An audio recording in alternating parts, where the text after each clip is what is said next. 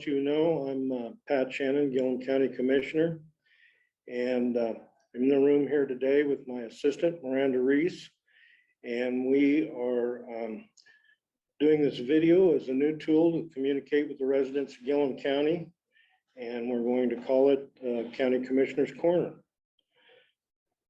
I'd like to update those that are interested on what's going on in Gilliam County and especially through the county court, and primarily in my lane of responsibility as a county commissioner.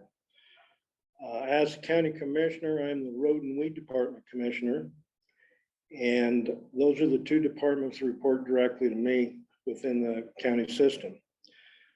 I also serve on the Norcor Executive Board and the CREA Community Renewable Energy Association Executive Board. I spend a lot of time working with renewables for the county, and I'm very, very much involved in any of the economic development projects that are going on.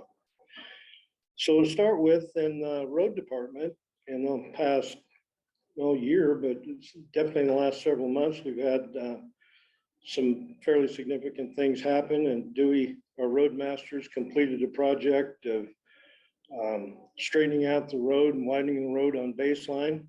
It's scheduled to be paved in a year. We're going to let it settle for a year before we actually go in and pave it. We've also got on our schedule this year to completely repave Cedar Springs Lane, which is our most traveled county road, and takes a significant amount of truck traffic and is due to have a major overhaul. Paving projects this year, we're looking at the upper end of Wolf Hollow and the Clem Michael Road. We're trying to pave a few miles of county road every year and reduce our costs and road maintenance by maintaining gravel roads. Weed department this year has gone through several significant changes with the retirement of Don Farrars, our weed officer, and Doug Potter stepped up to the plate as the weed assistant, has become our weed officer. We replaced him with Mike Durfee, who was working on our crusher crew. And Mike has gone through all of his training and received all of his certificates and is off on the road running, spraying weeds this spring. However, when Mike joined the weed department, he left a position open in the crusher department, which was filled with Trevor Thomas. And previous to that, we had an opening with a transfer into the road department of Justin Wagner. And that position was filled with Vincent Lannis. And so the crusher crew's got a real solid crew and crushing a lot of rock now, ready for the season and rolling along. Along the lines of renewable energy, Avangrid just completed Montag 2 project. It went online for power to the grid the end of April. We've also gone through the permitting process and have an agreement with Avangrid on a new project called Oregon Trail Solar, which will be in the same vicinity out in the north side of Gilliam County. The completion of the Montag 2 project added 166 megawatts of power to the grid, and Oregon Solar will add another 41. We've had 3 other developers in the area that are looking at projects and talking to landowners currently, seeing if they can secure some property to potentially put in some more renewable energy in Gilliam County. And Gilliam County is now the largest producer of renewable energy in Oregon. And it's really nice to be able to tout that around Salem and use that to help advocate for all the things that are good for our residents. The other commissioner responsibilities kind of lay under the public health is under the responsibility of Leah Watkins, a new commissioner, and she also takes care of transportation. And Judge Farrar Campbell does the juvenile planning, family services, libraries, and is very, very involved in daycare and fiber and some of the other initiatives that the county is working on right now. We're working really hard at trying to bring some industry in, have some extremely exciting potential projects that may come into the county over the next few years, and add a lot of jobs and opportunities that Gilliam County's never had in the past. So we're looking forward, working hard. I'm in a constant contact with one company, and things look real positive and moving that into Gilliam County in the near future. Other projects we're working on is fiber to the house. We are in the process of setting Gilliam County up to be shovel ready for fiber projects that would get fiber to each and every house in Gilliam County through federal funding. And we're trying to align ourselves so we're available top of the pile to receive $20 million plus in funding to make that happen. Potentially that could end up in a hybrid system with some wireless and some fiber, but our first look is to see what we can do to get fiber actually directly to every house. Daycare is an extremely concerning issue in Gilliam County, and like I said, Judge Farrar Campbell's been working diligently on trying to solve the daycare issues, but she's also working on rulemaking in the state of Oregon, and I'm trying to solve daycare is an issue throughout the state, so trying to solve it, throughout the state, but using Gilliam County as an example and a project on how a big issue can be solved in the county and used to be utilized throughout the state. Housing is an issue.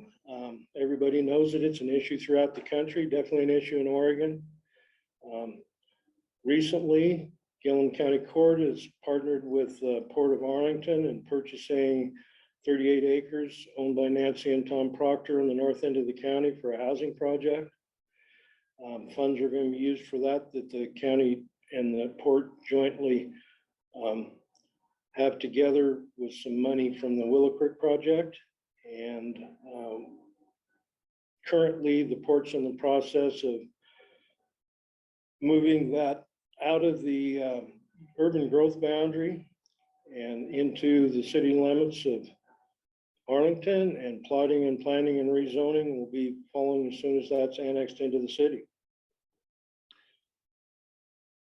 I've been extremely involved in the transition from Greater Eastern Oregon Development District into the Mid-Columbia Economic Development District. I'm excited about what that opportunity can bring to the residents of Gilliam County. And we have a couple more steps to go through to complete that process, but it's getting towards the end, so soon we'll be a part of MCED. In the this has been the long session for legislation again this year. Extremely busy. About 5,000 bills were presented to the legislation for processing, and I've spent a lot of time in Salem advocating for things that will be good for our community, including things along the lines of renewable energy and economic development, and all the other things that seem to be the biggest concerns now with housing and daycare and fiber.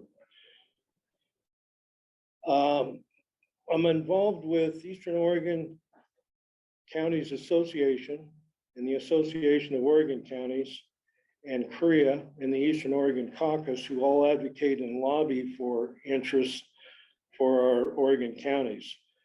Eastern Oregon Counties Association and the Eastern Oregon Caucus primarily focus on lobbying efforts that benefit the eastern side rural counties of Oregon. So I've stayed very involved in that process as we go through legislature and been advocating for those things that I think are real important to us here in the county.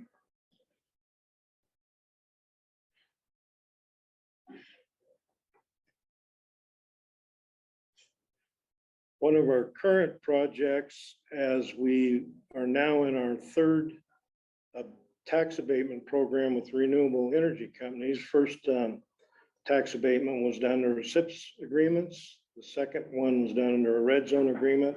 And we recently assigned with Avangrid on the 41 megawatt solar project, a pilot or payment in lieu of taxes tax abatement program.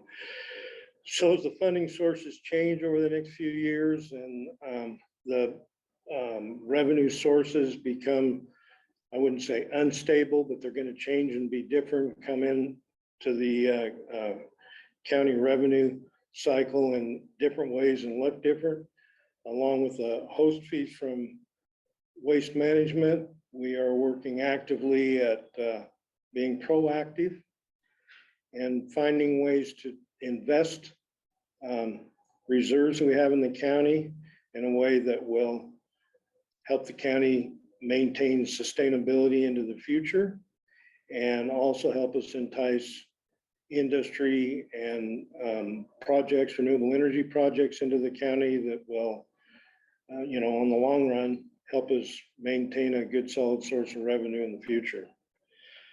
So my message to the public would be, my phone number is 541-215-2342.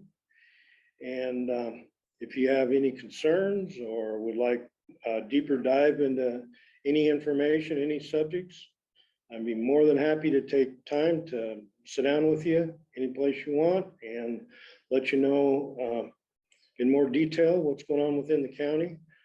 I would also add that we have